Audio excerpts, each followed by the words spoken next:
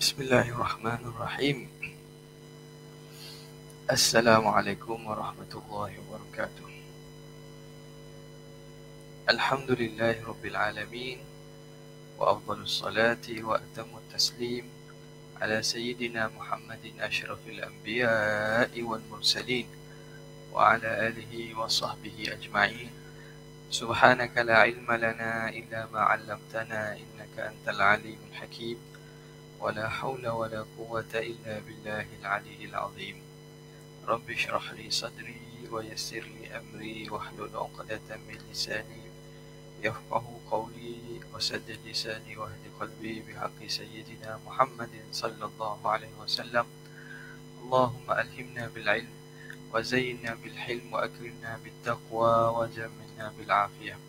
اللهم أخرجنا من ظلمات الوهم وأكرمنا بنور الفهم وافتح علينا بمعرفة العلم وحسن أخلاقنا بالحلم وجعلنا ممن يستمعون القول فيتبعون أحسنه والحمد لله رب العالمين. Alhamdulillah, muslimin muslimat rahimakumullah. Terima kasih kepada Tuan Imam, Tuan Bilal, para ahli jawatankuasa masjid, tuan-tuan, puan-puan yang dirahmati Allah Subhanahu wa taala. Jika tak silapnya, kita berhenti pada muka surat ni. Muka surat 48. Kita berhenti pada berkait dengan ma'rifat yang dituntut dalam ilmu akidah. Bismillahirrahmanirrahim. Berkait dengan perbincangan kita tentang akidah ini, pengarang Imam Sanusi rahimahullah mengatakan, wa yajibu ala kulli mukallafin syar'an an ya'rifa ma yajibu fi haqqi maulana jalla wa azza wa ma yastahil wa ma yajuz wa kadha yajibu alaihi an ya'rifa mithla dhalika fi haqqi rusuli alaihi wassalatu wassalam. Wajib atas setiap mukallaf pada hukum syarak mengetahui apa yang wajib, perkara-perkara yang wajib bagi Allah Subhanahu wa taala, yang mustahil serta yang harus. Begitu juga mukallaf tadi wajib mengetahui sedemikian, seperti yang demikian itu, yakni yang wajib dan mustahil serta harus. Tiga-tiga perkara itu pada hak para Rasul alaihi mussalatu wassalam. Jadi kita bincangkan pada sebelum ini tentang ta'rif ma'rifah, yang mana ma'rifah yang dituntut di sini yang menjadi fardu ain kepada setiap manusia yang mukallaf ialah, dia kata, mengetahui. Terjemahnya mengetahui. Mengetahui iaitu mencapai keyakinan yang bertepatan dengan hakikat sebenar berdasarkan dalil. Jadi pengertian makrifat yang dituntut dia kena ada tiga ni. Yakin, satu. Yang kedua, apa yang diyakini itu mesti tepat dengan yang sebenar. Dan yang ketiga, keyakinan itu mesti didasari oleh dalil.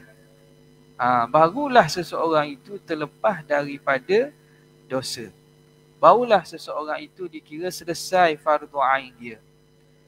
Jadi pertama kita bincang pasal yakin, yang mana ma'rifah ini ditarifkan oleh para ulama al-jazmul mutabiqu lil waqi' an dalil.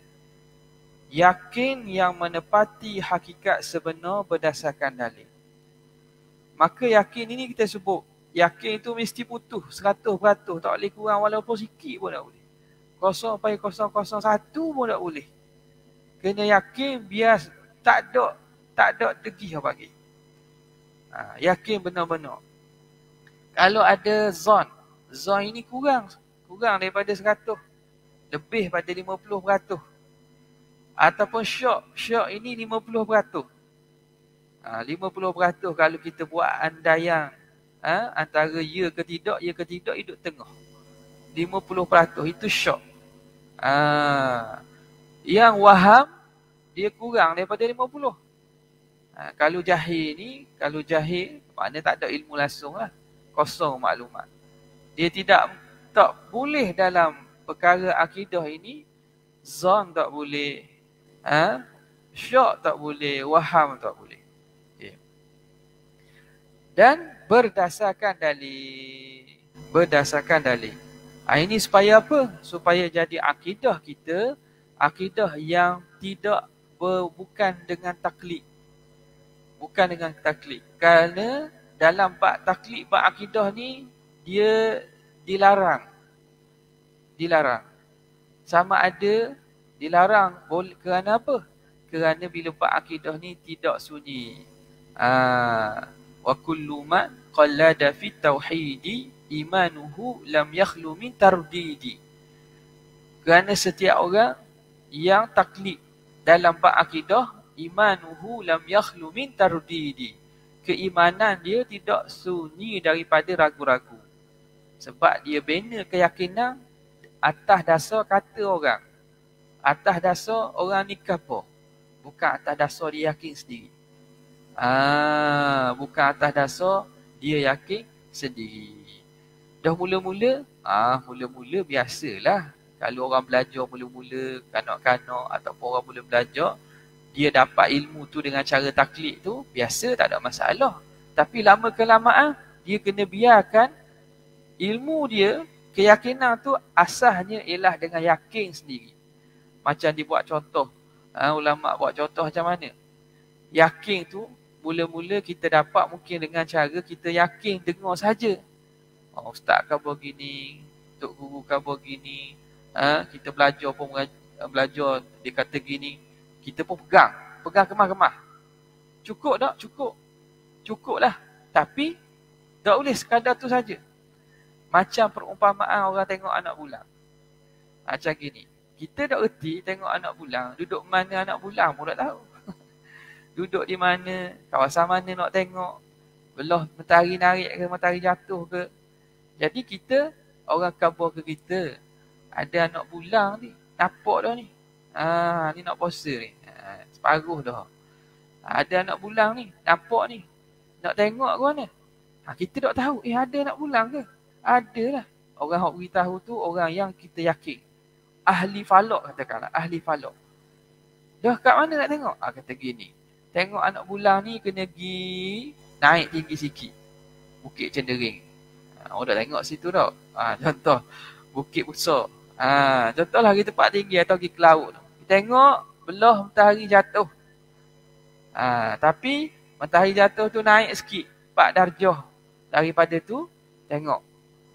Lepas tu tengok waktu bila? Waktu garik. Matahari tenggelam, tengok dia. Akan ada kedudukan bulan bergiam-giam. Jadi mula-mula dia tak tahu, akhir dia tahu dengan pemberitahuan ahli falak tadi ni. Orang hok ada ilmu tadi. Dia pun yakin lah. Dia yakin pegang-pegang. Dan dia pergi tengok sendiri. Dia tengok-tengok. Nampak sungguh anak bulang. Keyakinan yang dia dapat dengan mula-mulanya sekadar dia dengar, dia taklid. Tiba-tiba dia pergi, dia tengok sendiri. Cara-cara yang diajar tu, dia ajar oleh siapa? Oleh ahli falak tadilah. Orang yang alim tentang ilmu falak, dia kata gini. Kamu akan nampak anak bulang. Jadi dia pun pergi sendiri tengok. Tempat begini, waktu begini, nampak sungguh anak bulang. Jadi keyakinan tu berubah dah. Daripada semata-mata yakin dengan taklid, dia yakin dengan berdasarkan dalil dah. Nampak beza tu.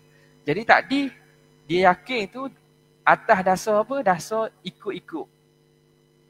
Sekarang ni dalil tu ditunjuk.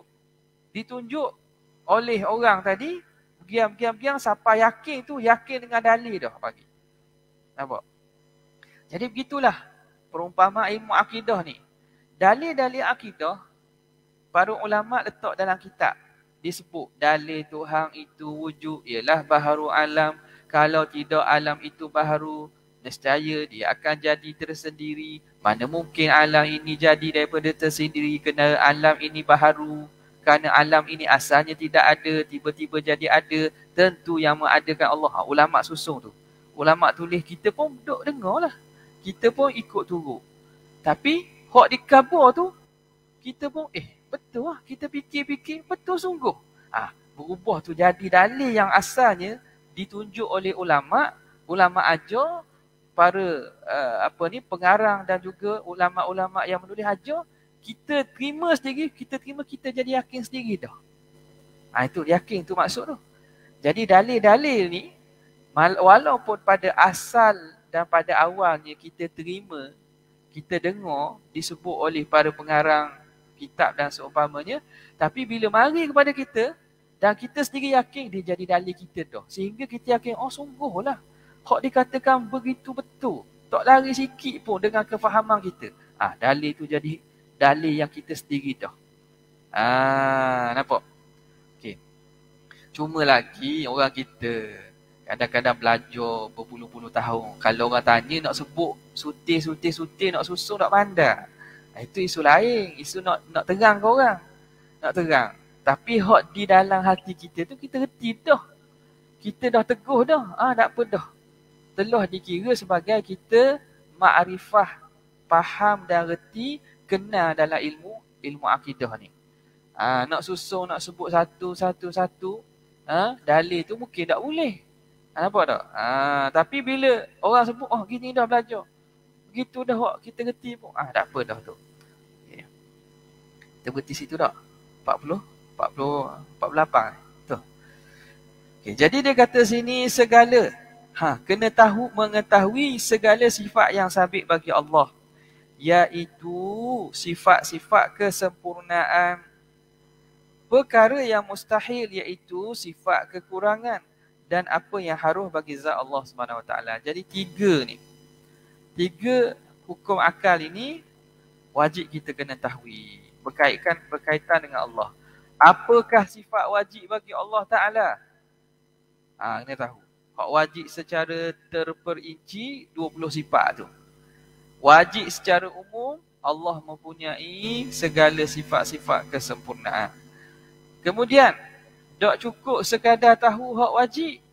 Lawang kita kena tahu benda hak mustahil. Bukan nak kata mustahil itu ada pada Tuhan, tapi nak menafikan mustahil itu. Nak menafikan mustahil itu daripada Allah. Jadi kena tahu perkara-perkara mustahil. Perkara-perkara yang mustahil. Apa perkara mustahil? Lawang kepada sifat 20 akan disebut nanti. Secara detailnya lawang, secara tafsil. Secara terperinci, segala sifat-sifat kekurangan mustahil bagi Allah. Dan juga apakah sifat yang harus? Apa sifat yang harus bagi Allah Subhanahu Wa Taala? Ada satu je lah, iaitu harus Allah membuat, mungkin ataupun tak buat, boleh. Walaupun begitu, dengan rahmat dan kasih Allah Ta'ala, maka Allah tidak mentaklifkan, tidak membebankan kepada kita untuk beriktikad dengan keseluruhan sifat kesempurnaan itu secara terperinci. Sifat kesempurnaan Tuhan ni banyaklah. Banyak sifat kesempurnaan Tuhan. Segala sifat-sifat kesempurnaan tu, hak Tuhan belaka. Nak bilang tak boleh bilang lah kita. Tak, Allah tu maha agung, maha inah, maha cantik, maha molek. Apa-apa hak molek tu, apa-apa tu, milik Tuhan. Segala sifat kesempurnaan itu, milik Allah. Tapi nak bilang satu-satu, Tuhan tidak bebankan, tidak taklifkan kita untuk mengetahui secara terperinci satu-satu. Kerana ia tidak mampu dibilang, tidak terhingga. Apa yang ditentukan, ni muka surat 49 ke muka surat 50 dah kita. 50 dah. Tak apalah, kita ulang sikit tadi. Jadi segala sifat yang wajib itu secara tafsir lah 20. Okay. Daripada keterangan yang telah lalu juga, makrifat bermaksud mengetahui dengan yakin yang teguh, bertepatan dengan hakikat sebenar yang berdasarkan kepada dalil. Macam kita sebut tadi. Maka berlaku khilaf yang banyak pada hukum iman orang yang bertaklid pada ilmu tauhid. Jadi hari ni kita masuk pada masalah iman muqallid. Iman ahli taklid. Muqallid ni orang yang bertaklid pada ilmu akidah. Apa maksud tadi? Kita terang dah tadi. Orang taklid ni apa? Dia ikut turut, percaya dengan cara ikut saja. Bukan cara dia dalil tu sendiri. Bukan dia yakin tu sendiri. Tapi yakin dia kerana orang yakin dari lagi pun dia pun ikut yakin jugalah. Taklid lah. Jadi taklid ini dalam bab syariat, kita panggil bab fiqh ni, hukum hakam. Taklid ni hukumnya wajib taklid bagi selain daripada mujtahid. Orang yang tak mampu nak ijtihad wajib taklid. Orang yang tak mampu nak berijtihad, maka dia kena taklid lah. Kena taklid. Yang tu ada mazhab fiqh tu. Mazhab Syafi'i, Hanafi, Maliki, Hambali. Nampak tak? Ada mazhab fiqh tu. Sebab apa? Kerana bukan semua orang mampu mengetahui dalil dan cara pendalilan bagi hukum. Apa hukum berlaku ni? Tak tahu. Hukum ni boleh tak semayang penjarakan sah ni? Kita tengok ya, apa ni? Semalam lah ceramah sebelum Jumaat kan. Jadi apa hukum buat begini-begini? Katakan keluar satu lagi, keluar apa nama ni? Makanan jenis baru pula contohnya. Apa hukum makanan? Halal tak halal? Apa hukum buat begiang-begiang? Pembedahan ke begini-gini. Jadi siapa yang mahir dah tahu tu? Para ulama dalam bidang dia. Maka kita orang awam ni tidak dibebankan untuk tahu. Sebab banyak kerja lagi. Kalau wajib belaka, tak buat kerja kita nak raih kertas soalan. Kalau cikgu sekolah, kalau orang kerja jabat pula nak surat. Kalau CEO, pengarah pula nak urus ni, nak takbir ni, nak bila kita. Dan nak mesyuarat sini. Ni sebelum Ramadan ni banyaklah mesyuarat. Tak? Kedak khusus, kejap ni nak kerja sebelum puasa ni. Dah memang tidak ada masa kecuali bagi orang yang ahli bidang dia. Orang yang ahli bidang dia, memang bidang dia lah. Dia ada kepakaran, alat-alat untuk mengeluarkan hukum. Maka kita orang awam ni, yang bukan tahap mujtahid, kita kena taklid kepada orang yang tahu. Allah Subhanahu Wa Taala sebut dalam Al-Quran, fas'alu ahla dzikri in kuntum la ta'lamun. Tanyalah kamu orang yang ahli zikir, yakni orang yang mempunyai pengetahuan, in kuntum la ta'lamun, jika kamu orang yang tak tahu. Itu taklid dalam ilmu fiqh, dalam syariat. Daripada itu lahirnya mazhab-mazhab ini. Untuk apa? Untuk supaya pemahaman itu jadi kita panggil ada dhawabit, ada keterikatan. Taklah faham ikut dang. Jadi para ulama ni dia letak kaedah-kaedah macam mana memahamkan. Orang yang dalam bidang fiqh, dalam bidang usul fiqh, dia ada kemahiran tentang tu. Jadi kita pun ikutlah kalau tempat kita ini mazhab Syafi'i. Mazhab Syafi'i. Nampak tak? Sebab apa? Dia sebab mazhab Syafi'i sampai sini. Mazhab Syafi'i yang mula-mula sampai ke sini. Yang dibawa oleh para ulama' datang daripada tanah Arab. Ada yang sebahagian datang daripada India. Mereka bawa datang sini, ada yang daripada Yaman. Daripada Hadramaut, daripada Yaman. Bawanya, mereka yang datang tu bawa mazhab Syafi'i. Maka berkembang mazhab Syafi'i di kepulauan Melayu kita ni. Dah tempat lain, ada yang mazhab Maliki, mazhab Hanafi, mazhab Imam Ahmad. Maka, kesemua mereka itu yang diiktiraf dan diiktibar. Dapat saja ke? Asalnya banyak lagi. Tetapi 4 inilah sahaja yang mana kita kata ulama-ulama mazhab itu menyusun kitab-kitab dan ada orang yang mengembangkan mazhab. Ada sebahagian mazhab tu dah tak ada orang bawa dah. Mazhab apa? Mazhab Hasan Basri. Hanya nukilan-nukilan disebut dalam kitab. Orang yang ikut murid-murid yang makna mendedikasikan diri khidmat kepada mazhab dah ada. Tapi 4 mazhab ni Allah Ta'ala tetapkan sebagai diterima dan dianggap sebagai mazhab di kalangan mazhab ahli sunnah jemaah. Syiah pun dia ada mazhab dia. Tak? Ibadiyah ada mazhab dia. Dan ada kitab-kitab dia. Tapi yang masyhur pada tempat kita ini ataupun dianggap sebagai muktabar ini ialah 4 mazhab yang dikenali. Okey. Sekarang ni berkait dengan isu akidah pula. Adakah memada dengan taklid? Menurut pendapat yang asah, yakni yang lebih kuat.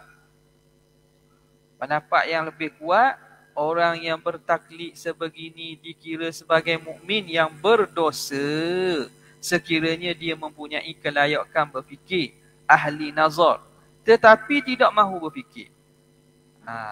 Jadi pengarang ini dia ambil hak pandangan hak muktamad terus. Pandangan paling kuat terus. Kalau ikut khilaf ada khilaf. Ada khilaf. Ada yang mengatakan memang orang taklid ni, orang dalam akidah, dia bukan dalil dia tu dia faham dan reti sendiri, tapi dia dengar ikut orang je. Tapi yakin. Yakin tapi ikut orang. Ada mengatakan akidah tak sah.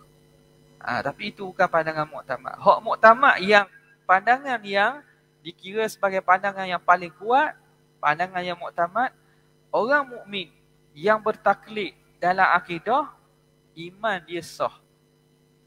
Dikira sebagai mukmin maknanya iman dia sah. Tapi berkait dengan ni, berdosa sekiranya dia mempunyai kelayakan berfikir tetapi tidak mahu berfikir. Ni kait dia.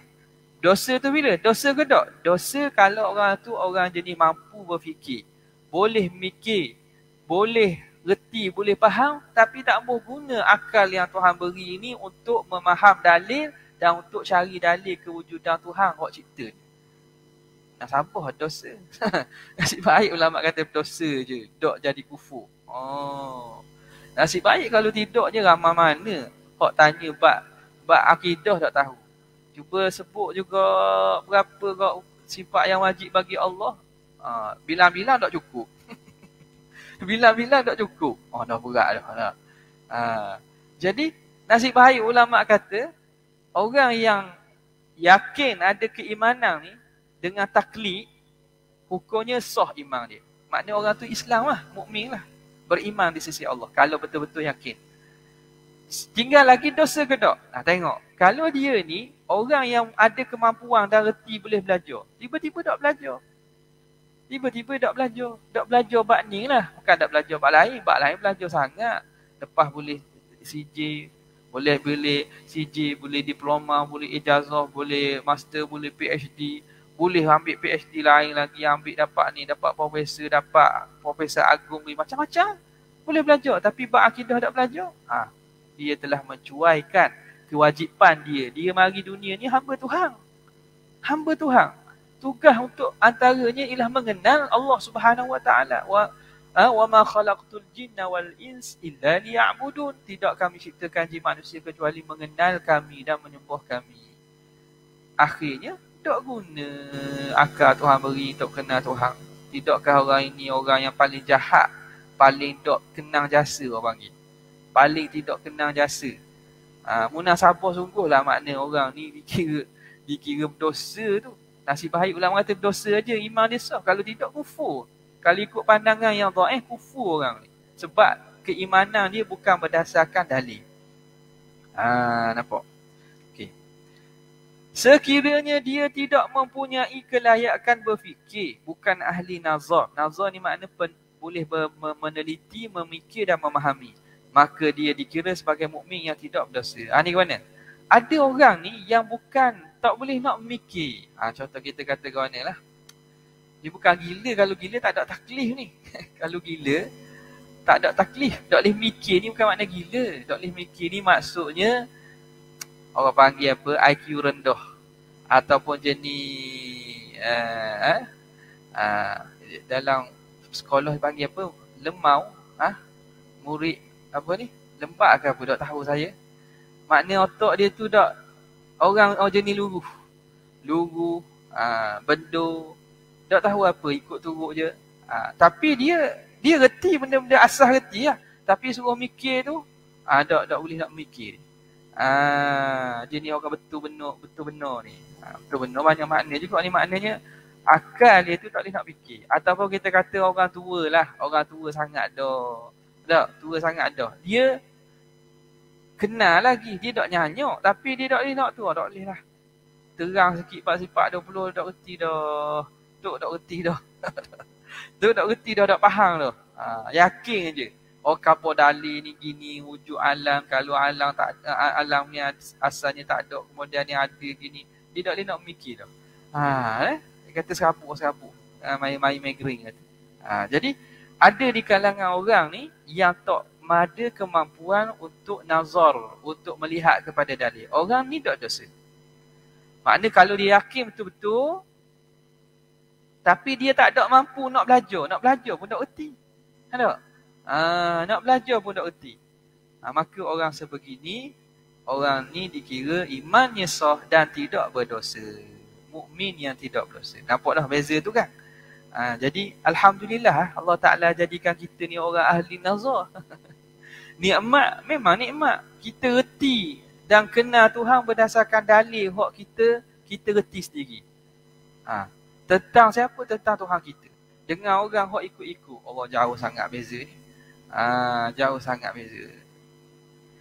Kemudian kata pengarang, maksud muqallid, orang yang bertaklid, ialah orang yang mengambil pendapat orang lain dengan teguh dan yakin, di mana pendapat itu bertepatan dengan hakikat sebenar tanpa mengetahui dalil. Dia terang balik. Taklid tu apa? Taklid itu orang ambil pendapat orang ikut pendapat orang lain, tapi pendapat tu mesti syaratnya bertepatan dengan hakikat sebenar. Baru dikira taklid yang sah sini. Taklid yang umum tu makna taklid secara umum, taklid hak betul-betul pun panggil taklid juga. Tapi hak naknya di sini, taklid yang diterima dalam ilmu akidah ni, taklid pada akidah hak betul. Kalau macam orang Kristian, pengikut Kristian taklid kepada paderi dia. Taklid tak? Taklid. Tapi betul tak? Tak betul. Jadi taklid pada bahasa je lah orang panggil. Pada bahasa mereka taklid kepada pendeta-pendeta Kristian. Tapi adakah itu taklid yang menyebabkan bebas daripada kufur? Tak. Taklid ke? Kerana taklid dia bukan bertepatan dengan hakikat sebenar. Jadi taklid yang diterima dalam akidah ini, taklid yang bertepatan dengan hakikat sebenar. Tak. Kita mengaji dengan ustaz kita, dengan tok guru kita ngaji, dia kata Tuhan itu satu. Tuhan wajib bersifat dengan wujud, qidam, baqa', mukhalafatuhu ta'ala lil hawadith. Kita pun hafalah betul-betul dah, yakin betul-betul dengan makna tu. Lepas tu dalil ni tak tahu. Apa yang kita yakin itu bertepatan dengan sebenar. Dalil tidak tahu. Itu muqallid di sini. Iman sah. Iman dia sah. Dalil yang dituntut daripada mukallaf itu ialah dalil secara umum sahaja. Ni keluar satu lagi istilah, dalil secara umum. Dia panggil dalil ijmali. Dalil ijmali. Dalil secara umum saja, iaitu dalil yang tidak mampu untuk menghuraikan dan merungkai syubhah. Okey. Sekarang ni kita kata kena makrifat. Yakin yang benar, yang mana berdasarkan dalil. Dalil mana ni? Ayat Quran ke? Hadis ke? Tengok. Jadi pengarang kata dalil ni dalil umum je. Dalil secara umum. Ikutlah apa-apa dalil, walaupun dalil hok ringkas sekalipun. Hatta dalil akal sekalipun. Ataupun ayat Quran sekalipun, ya. Tapi ayat Quran ni kira boleh dah. Boleh dah. Dalil secara umum. Iaitu dalil mana ni? Dalil yang tidak mampu. Jadi ulama takrifkan, dalil ijmali ni dalil yang tidak mampu untuk hurai dan merungkaikan syubhah. Kalau orang suruh terang, suruh hurai, reti tak? Tak reti. Tapi dia tahu. Contoh kita kata hak mudah, apa dalil ada Tuhan? Dalil ada Tuhan, ada alam ni lah. Dalil ada Tuhan, ada alam ni, ada alam tu orang panggil dalil umum tu. Dia kata, dah ke mana ada alam ni menunjukkan ada Tuhan? Cerita terang sikit. Dah erti lah kita. Kita kata, dah erti lah saya nak susung-susung. Tak apa dah. Dalil tu dikira dalil ijmali, dalil umum dah. Padang dah untuk tahap-tahap. Orang biasa ni padang dah macam kita ni. Nampak? Kalau syubhah pula. Dia kata apa masalah alam ada sendiri? Apa masalah alam ni dia ada tanpa dicipta oleh Tuhan? Mari syubhah pula. Syubhah alam ni ada tanpa dicipta oleh Tuhan. Tidak alam ni menunjuk, tak mesti ada alam menunjuk kepada ada Tuhan. Kerana alam ni boleh jadi ada sendiri. Ini syubhah yang dibawa oleh ahli falsafah, oleh sebahagian daripada orang-orang yang sesat. Dah. Jadi kita nak tolak syubhah, tak erti lah kita, tapi kita yakin alam ni ada yang cipta. Bila ada syubhah, kita tak mampu nak tolak. Maka dalil tu dalil panggil dalil umum sahaja. Dalil umum ni sudah memadai, cukup. Bagi orang mukallaf. Adapun dia kata mengetahui dalil sebegini, yakni dalil umum, hukumnya fardu ain ke atas setiap mukallaf. Hak ni kena tahulah. Kena tahu. Pendek kata, dia berkait dengan dalil-dalil sifat-sifat yang kebanyakan sifat dalam sifat 20 ni, terutamanya sifat-sifat yang berkait dengan taksir ni, dalilnya ialah wujud alam. Dalil sifat, dalil Allah Ta'ala ada. Dalil wujud alam. Dalil Tuhan kudrat, iradat, ilmu, hayat. Dalil wujud alam. Cuma hak lain-lain tu kena ada dalil lain sikit lah. Dalil Allah Ta'ala qadim. Kena bincang pula apa maksud qadim tu. Jadi dalil tu, dalil umum, ini wajib fardu ain atas setiap individu seorang-seorang. Kena tahu ni. Kena tahu seorang-seorang. Ke atas setiap mukallaf. Lawan bagi dalil ijmali tadi ni, dalil ijmali dipanggil dalil umum. Adapun dalil secara terperinci dipanggil dalil tafsili.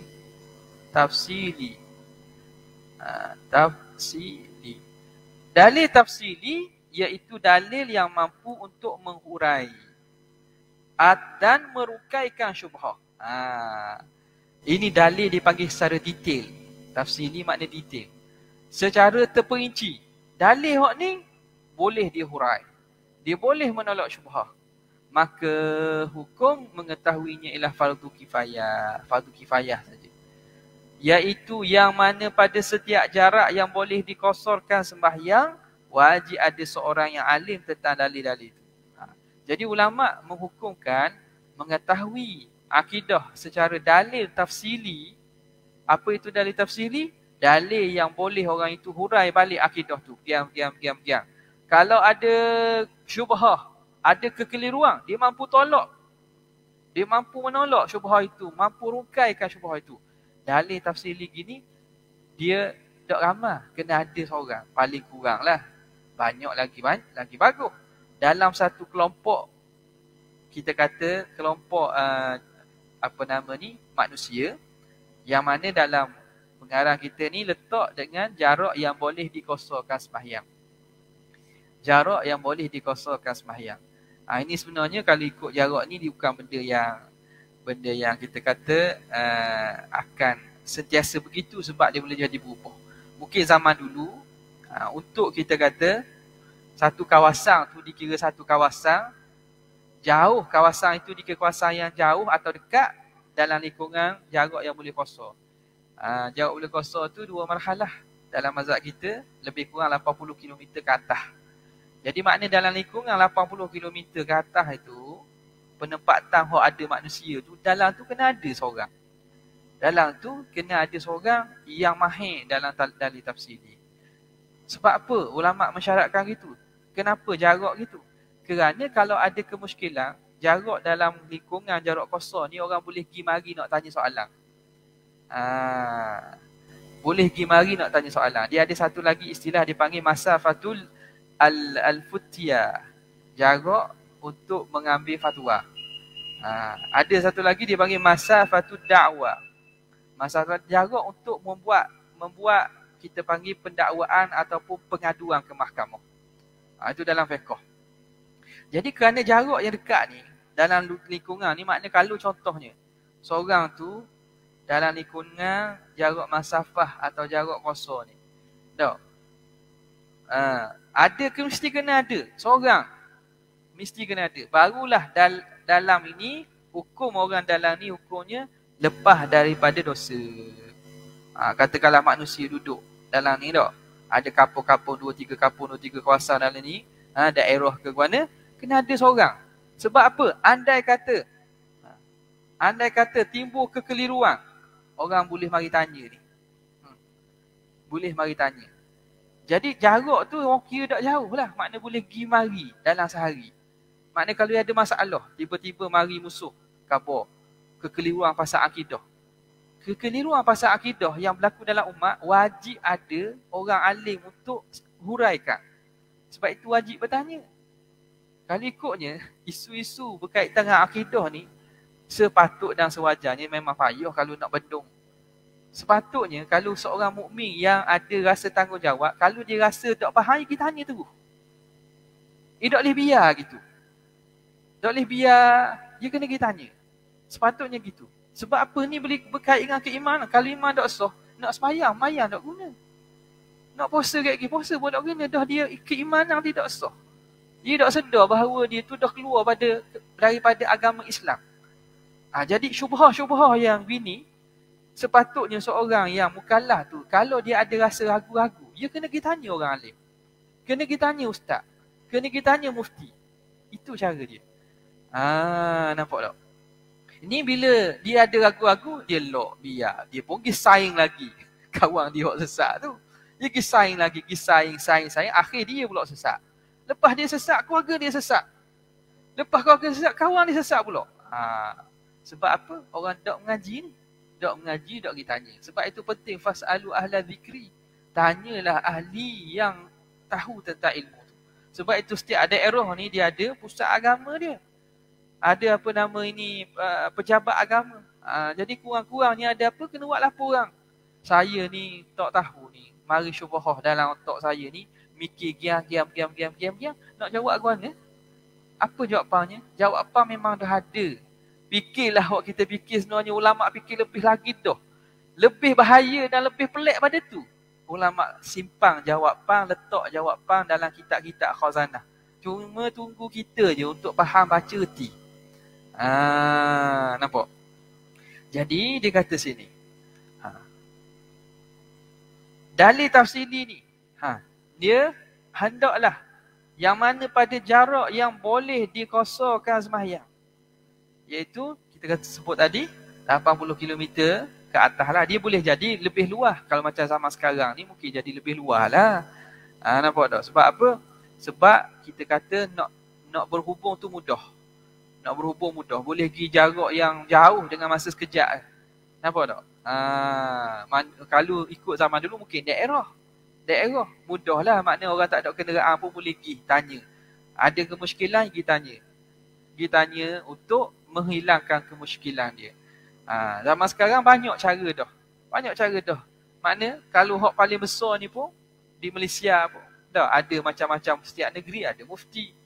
Kemudian ada jawatan kuasa fatwa kebahasaan, ada begitu. Banyak. Dan nak dapat fatwa di negara Arab pun, ulama-ulama muktabar pun boleh berlaku dah. Jadi benda itu boleh kita katakan mudah. Okay. Jadi dalam lingkungan, kalau kita nak ambil mudahnya, lingkungan masyarakat kita lah. Hak tu lah sebenarnya hak boleh memudahkan sangat. Contoh dalam lingkungan penempatan kita ini, kampung kita ataupun tempat hak biasa kita pergi mari, ada orang alim, seorang dua, yang mana boleh kita rujuk dia kalau ada masalah-masalah kita tanya. Penting dia, kerana sebab dia seorang je, orang lain tak dosa. Di fardu kifayah kan? Fardu kifayah bila orang dah buat, kita tak payah. Orang kata gitu. Fardu kifayah bila orang lain dah buat, kita tak payah. Bukan tak payah. Benarnya kita tak ada lah susah-susah boleh dosa. Sebab apa? Sebab orang dah selesaikan tanggungjawab kita. Dia dalam agama kita ni banyak benda fardu kifayah. Mandi jenazah, urus jenazah, fardu kifayah. Solat jenazah, fardu kifayah. Menuntut ilmu-ilmu dunia yang memberi manfaat, fardu kifayah juga. Fardu kifayah. Jadi benda ini dia kata dalam jarak yang dikosongkan sembahyang, wajib ada seorang yang alim tentang dalil-dalil itu. Kena ada seorang, paling kurang seorang. Kalau banyak, alhamdulillah, lagi molek. Lagi molek. Jadi wasail ataupun wasilah perantaraan untuk kita dapat maklumat ni banyak sangat. Ni dah ada dah. Ruangan soal jawab dalam pejabat-pejabat agama ke mana, boleh mesej situ je. Boleh telefon nak lagi. Boleh telefon lagi. Saya ni masalah gini, macam ni nak jawab ni. Tu tak ada dah. Masalah orang kita ni, kalau kita tanya pejabat agama, tanya kau fiqh lah. Kau fiqh. Kok maknanya kalau imam tu teguh dah, alhamdulillah lah. Tapi syubhah-syubhah ni jarang kita tanya. Kadang kita pendam je. Kita pendam. Tunggu orang main ngajar, betul lang sebut isu tu. Oh, saya ingat gini dulu. Rupa-rupa bila terang, rupanya begini. Nampak tak? Itu nasib baik lah. Kita mari duduk dalam halaqah ilmu, dalam majlis ilmu. Boleh kita betul balik salah faham kita terhadap akidah kita tu. Keimanan kita terhadap Allah Subhanahu Wa Taala dan para Nabi alaihi wassalatu wassalam. Wallahu a'lam. Okay. Jadi habis dah kita berkait dengan apa nama ni, tentang ni kita akan masuk dia ni lepas raya lah kot. Lepas raya lah kot. Akidah berkaitan Allah Subhanahu Wa Taala ni masuk dah pada sifat wajib. Nak bilang sifat dah ni. Bilang sifat dah. Wujud, kidam, bakok ni sampai 20 sifat tu akan masuk perbincangan satu-satu, dah huraian satu-satu. Ada soalan?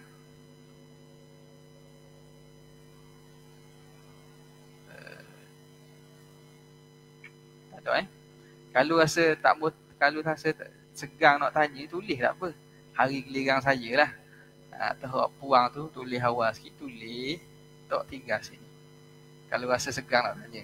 Kok kalau segang, kalau kita tanya kan, orang lain tengok pula. Oh tu mau tanya.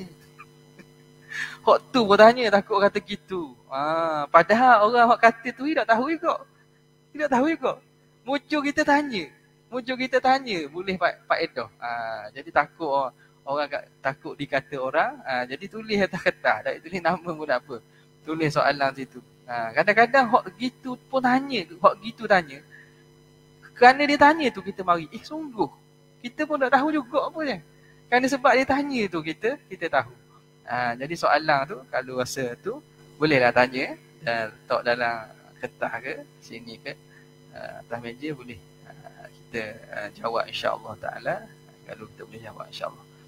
Tak ada ni. Kalau tidak ada, sekadar tu saja untuk kali ini. Selamat menyambut Ramadan lah. Selamat menyambut Ramadan. Kita jumpa lagi panjang umurnya selepas daripada puasa insya-Allah taala. Mohon maaf mohon maaf saya susun 10 jari. Mohon maaf kalau ada silap dan apa. Yang baik daripada Allah Subhanahu Wa Taala, yang kurang daripada kekurangan diri ini. Wabillahi taufiq wal hidayah. Wassalamualaikum warahmatullahi wabarakatuh.